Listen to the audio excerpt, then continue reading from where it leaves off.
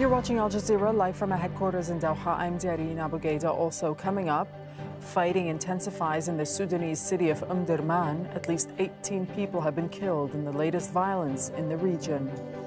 Ukrainian forces say they've retaken a fourth village in the eastern Donetsk region in their counter-offensive against Russia.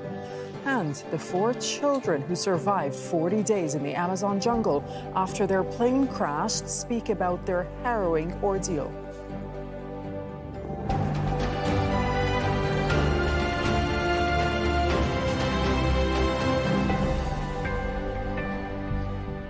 Hello, we begin with breaking news from Italy, and the former Prime Minister Silvio Berlusconi has died at the age of 86. He had served multiple terms as leader. He was admitted to a hospital in Milan on Friday for what aides said were pre-planned tests related to his leukemia. Well, the billionaire businessman created Italy's largest media company and also owned the leading football club AC Milan. Berlusconi faced multiple legal and sex scandals, eventually leading to his resignation. We have Al Jazeera's Huda Abdelhamid, who's joining us on the phone from Sardinia. So, Huda, tell us what we know up until this point. Well, all we know from is what the hospital in Milan said, the San Raffaele hospital, that he actually had a quiet night. But then this morning, things went very quickly. His close relatives, his children, his brother were all called in. And then shortly after, the San Raffaele indeed issued a statement saying that Silvio Berlusconi had died after battling this form of leukemia that had seen him spend about 6 weeks in hospital earlier this year. Hiba, he's described as transforming the political landscape in Italy. How will he be remembered? I think he will be remembered with mixed feelings by some people because he was also plagued with scandals of sexual nature. He was also plagued with corruption scandals. But he was a man who was referred to by the Italians in general, by the media, as Il Cavaliere, which is not a title he earned in any shape or form, except that he was considered really a kingmaker in politics. And actually, just as we speak now, I mean, his party, Forza Italia, the right coalition, is still in power under the premiership of Giorgia Meloni. So he is certainly someone who has had a huge impact on Italian politics in recent memory. He was the longest-serving prime minister, but he also had an impact on Italians, I would say, on a daily basis, because he also transformed the television landscape with his big group called Mediaset. So certainly a man who has or many people in Italy say most impacted, rightly or wrongly, Italian way of life and Italian politics over the past 3 decades. Yeah, and as you're saying, Huda, not only a politician, but also a media mogul as well. Talk to us about the impact he had on the media landscape a little bit more, and also perhaps the economic impact he had on the country. Well, I would say that, I mean, up until he came up with his group Mediaset, which includes 3 major channels that are widely followed by everyone in Italy, the landscape, the media landscape in Italy was really in the hands of the RAI, which is the government media. That all changed when Silvio Berlusconi came. Commercial, it led to the rise of commercial TV. He also owned several print publications. So certainly what he did was a big earthquake, I would say, in the media landscape. And as you mentioned before, he was also owner of the AC Milan at some point. He had a huge business going on in several fields, I would say, but it's really the media one that kept him afloat, and also really led also to this extravagant lifestyle that he had, these big parties that were scandalous, that had huge repercussions on his political career. Okay, thank you so much, Huda Abdelhamid, for that update from Italy on the death of Silvio Berlusconi. We have a report now by Nadeem Baba, who has more on Berlusconi. Silvio Berlusconi was never happier than when performing. in front of his supporters at home or on the global stage. His playful touch was loved by some, but loathed by others. He was Prime Minister 4 times and was Italy's longest-serving post-war leader.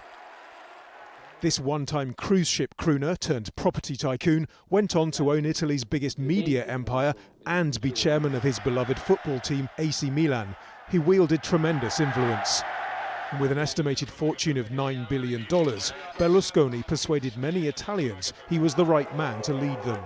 But controversy followed him, notoriety he sometimes seemed to relish. I am the most legally persecuted man of all times, in the whole history of mankind, worldwide, because I have been subjected to more than 2,500 court hearings.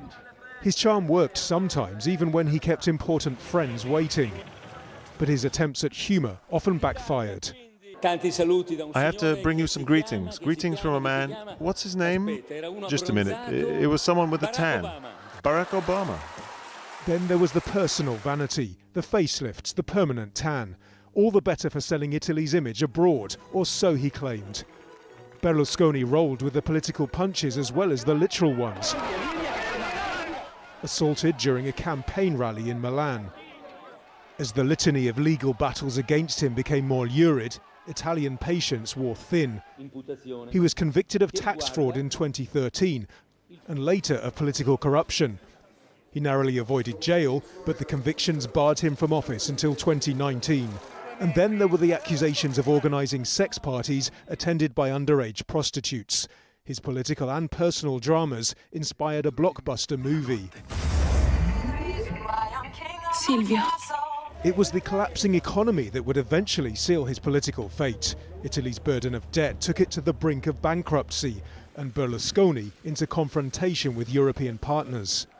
In recent years, he faded from front-line politics, dogged by health concerns. He recast himself as a nature lover and a family man. But he became a senator in 2022, and as leader of Forza Italia, the political party he founded, he was never too far from the reins of power. Let's speak to Alan Friedman, who's an Italian political commentator, and he wrote the biography My Way, Berlusconi in his own words. You're joining us from Lugano. Thank you so much for your time with us on Al Jazeera. So what's your reaction to this news that Berlusconi has died? Well, his health was deteriorating in recent years, but of course, this is a very, very historic figure in post-war Italian history. Silvio Berlusconi was a controversial figure. He was a four-time prime minister. He was tried on various corruption and bribery scandals and tax fraud scandals more than 70 times. He was, in many ways, the original populist in Italy back in the 90s. And although he was controversial, he was also much loved by his followers. Yeah, he's also been described as really transforming the political landscape in Italy. How do you think he's going to be remembered? I think Berlusconi will be remembered as a billionaire media mogul who built a big commercial television system in Italy in the 80s. And then in the early 1990s, he'll be remembered as the man who, when scandals caused the collapse of the Italian post-war political party system, Berlusconi formed a party called Forza Italia. He launched it with Madison Avenue advertising tactics, using his own company to get elected, his own television. And he will be considered a controversial figure who never really accomplished anything substantial on the economic policy front or in doing great reforms for Italy, and seemed mostly interested in protecting himself from legal problems. So he'll be considered a brilliant but flawed figure in history. You know, it's interesting. You talk about the controversies. Obviously, there were many, as you were saying, but at the same time, you say that he was loved. How do you explain that?